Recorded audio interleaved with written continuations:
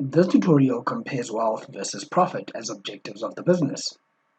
If you had to ask people what the objective of a business is, most of them would incorrectly say that the objective of a business is to maximize profit. But the objective of a business is not to maximize profit. The objective of a business is actually to maximize the wealth of the shareholders.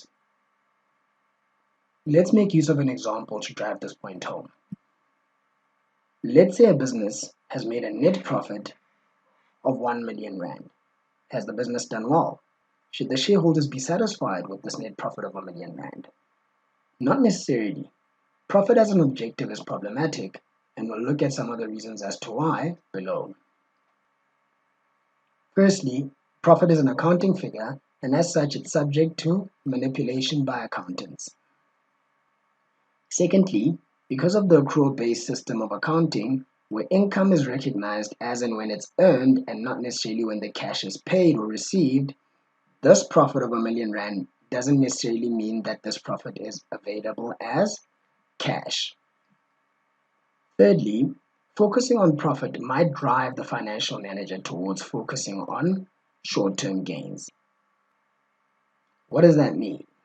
For example, in order to boost profit, a financial manager might let go of some staff in order to decrease the cost and therefore increase the profit.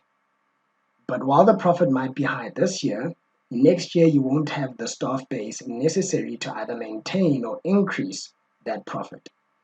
So lastly, even if the profit was available in cash, it doesn't necessarily mean that that cash will be paid out right now in the form of dividends. So profit does not take into account the timing of cash flows. It's worth noting that profit is usually measured in reference to the earnings per share.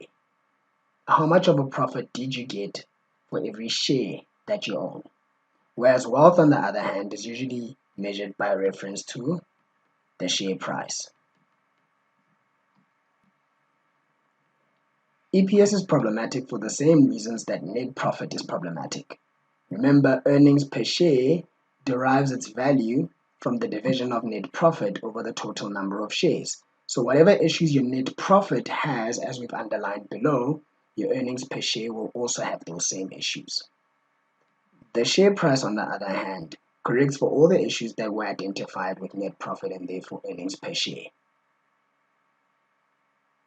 It's long-term in nature. It considers the cash flows from an investment, and not only that, it also considers the timing of these cash flows, things which EPS and net profit simply just don't do.